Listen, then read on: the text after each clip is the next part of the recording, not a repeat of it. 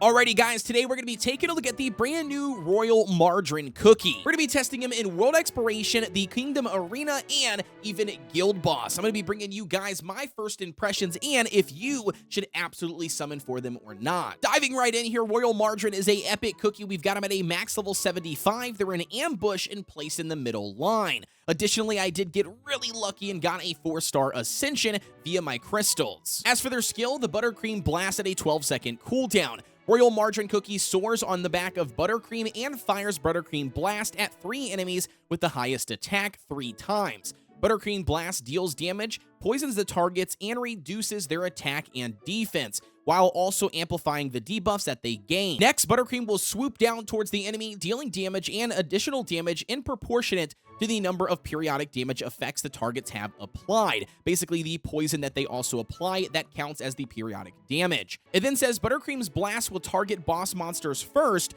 and then while Royal Margarine Cookie is utilizing his skill, he will briefly become resistant to interrupting effects. So essentially, they're doing damage on their attack. They're providing a poison debuff to the enemies, so obviously making them take poison damage over time. They're reducing the enemy's attack percent and defense percent, which again makes them very, very good for boss stages, especially something like the Guild Boss battle system on the Red Velvet Dragon. And last but not least, they're applying a amplified debuff to the enemy, making them take more damage from debuffs that are applied to them.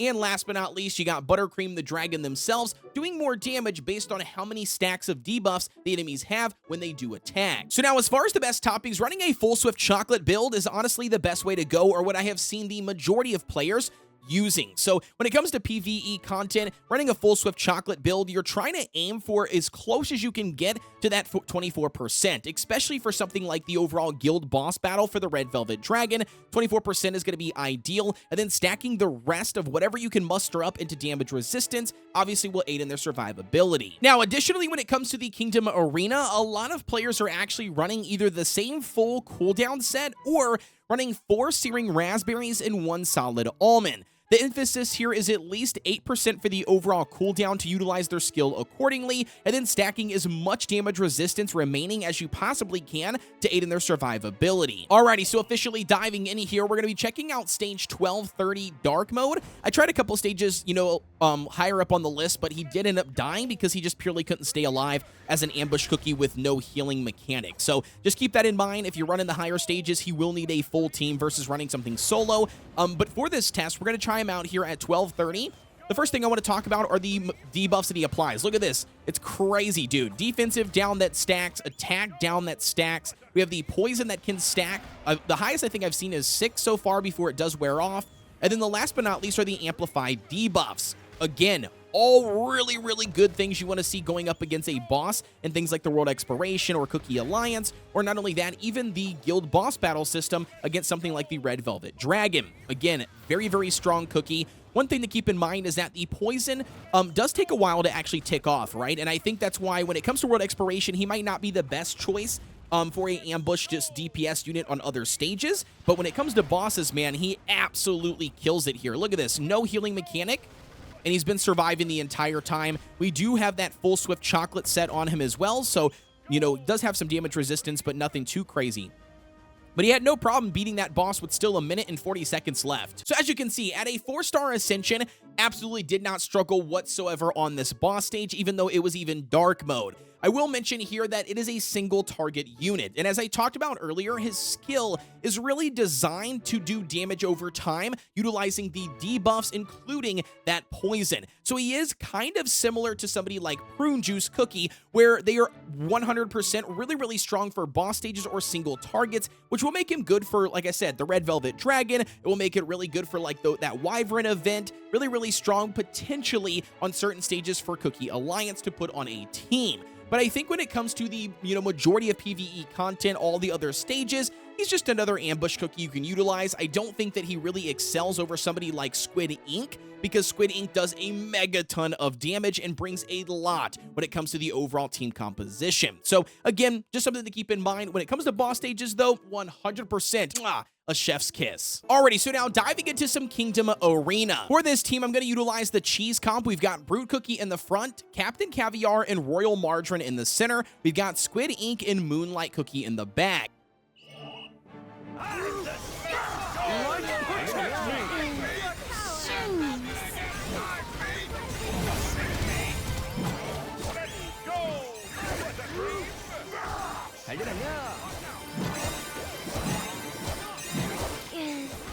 Protect me!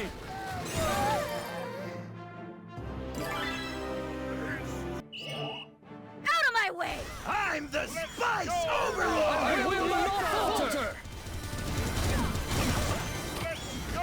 Out of my way! Out of my way! I will not falter! The stars! Out of my way! I'm the Spice Overlord! Out of my way! I will not falter! Out of my way! Time for everything. Out of my way! I will not falter! Out of my way! I'm the Spice Overlord! Out of my way! I will not falter! Out of my way! You must finish this! Let us tend to the wounded first. Out of my way!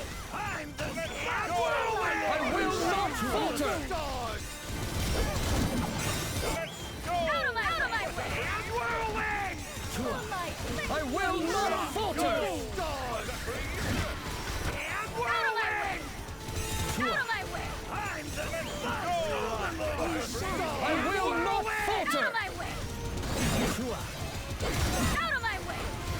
And whirlwind! Out of my way! You must finish this! Tend to the wounded first. Alrighty, so when it comes to PvP, you can clearly see using Royal Margarine just purely is not the answer. I struggled, man. I tried assembling several different teams that not only were recommended to me or that I just potentially could try to build myself, and it just purely was not working. I did get a win here and there, but it literally came down to it not being Royal Margarine. That was the reason why we got the win. So in my opinion, I would stay clear of the arena utilizing Royal Margarine and instead stick to something like the World Exploration or specifically boss stages. And speaking of boss stages, jumping right in here to the Red Velvet Dragon for the guild boss battle. You guys know I did a video going more in depth talking about the entire team that this is and the best toppings for each individual cookie. If you haven't checked it out, I highly recommend that you go check it out. But as you can see here, Royal Margarine dominates when it comes to the Red Velvet Dragon, and it has created the brand new meta team that achieves the highest score. And with that being said, this concludes my first impressions on Royal Margarine. I'm going to tell you right off the bat, as an epic cookie and with them being a guild boss meta cookie, 100% recommend every single player to summon on the banner and get as many copies as you possibly can. The reason being is, as I've already mentioned in other videos here, you want to make sure you are building the best builds or the best teams for the guild boss system. Increasing your overall score will result in your increase in rank, whether it's for you personally or your guild, which then will give everybody in the guild, including yourself, better rewards at the end of the season. 100% should be the focus for every single player, and then outside of that, obviously, you know, your arena and alliance and other things. But nevertheless, right off the bat, you should be pulling for Royal Margarine simply just for that reason. Additionally, here, when it comes to arena, I wouldn't really even bother, to be honest with you. I still think the top meta teams are going to be utilizing Kodeations Dragon. If you haven't checked out that video, I highly recommend that you do go check it out because, again, I cover a lot of different information. But either way, I think the Kodeations Dragon one is going to dominate over Royal Margarine teams. And not only that, I'm really struggling to find a good team that does work in arena. Outside of that, though, Royal Margarine's not bad in World Exploration, especially when it comes to single target stages or specifically boss stages. Once again, just like the guild boss battle, he is really, really good.